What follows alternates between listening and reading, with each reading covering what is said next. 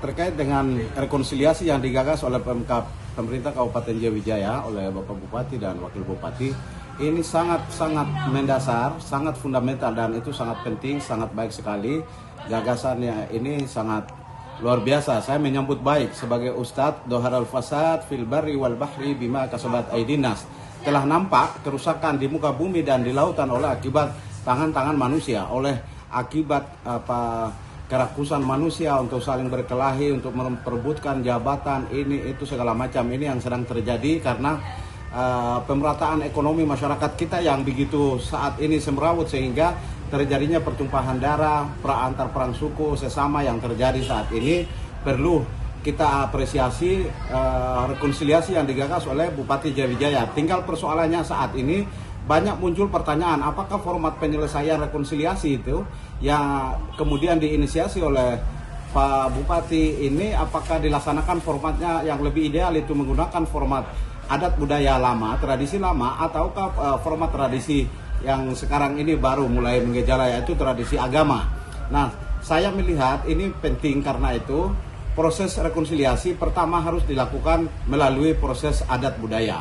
Kemudian akan disempurnakan dengan format agama, karena bagaimanapun juga saudara-saudara kita di Papua Pegunungan, terutama di bagian barat, itu menjadikan landasan agama ini sebagai sebuah nilai baru yang kemudian itu sudah dianut, dihayati. Oleh sebab itu proses rekonsiliasi untuk kalangan masyarakat Lembah Balim ini mungkin pertama dilakukan dengan proses adat budaya, yaitu perdamaian yang dilakukan dengan budaya, adat budaya, perang suku. Perdamaian itu dilakukan, lalu formatnya seperti apa, itu tinggal hanya pihak-pihak yang perang suku itu Abwen Oak itu artinya memang dari perang suku yang sudah secara turun-temurun itu masih ada. Di pihak-pihak ini kemudian mereka berdamai, lalu kemudian nanti akan disempurnakan dengan menghadirkan seluruh tokoh-tokoh agama, ibadah ugemene secara serentak. Kemudian mereka bersepakat berdamai untuk tidak lagi melakukan pendekatan perang, tetapi pendekatan itu secara kekeluargaan, secara damai, dengan pendekatan kasih, pendekatan agama. Ini sangat penting sehingga itu tuntas, pembangunan bisa berjalan dengan baik.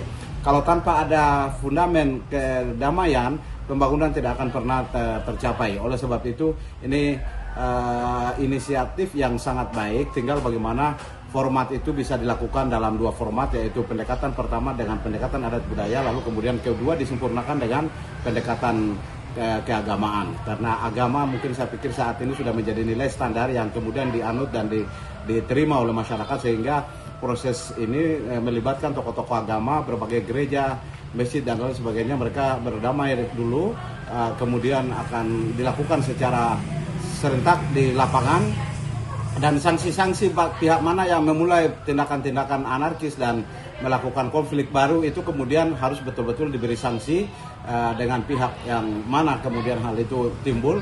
Itu ke depan saya pikir itu soal bagaimana polisi kemudian pendekatan hukum ini perlu berjalan. Dan ada hal fundamental yang saya lihat selama ini, bahwa ketika terjadi konflik, pemerintah dalam hal ini polisi itu memberikan semacam berikan ini perdamaian secara adat budaya. Menurut saya itu tidak benar, karena bagaimanapun hukum positif itu harus ditegakkan, karena itu proses selama ini dengan pendekatan adat budaya harus dikembalikan ke hukum positif. Terima kasih, mungkin menurut saya sementara itu dulu. Bapak sebagai Ustadz dan juga sebagai anggota Majelis Rakyat Papua di Provinsi Papua Pegunungan, artinya mendukung penuh inisiatif ini. Saya sangat mendukung penuh dan mengapresiasi, ini gagasan yang sangat baik sekali. Oke, siap.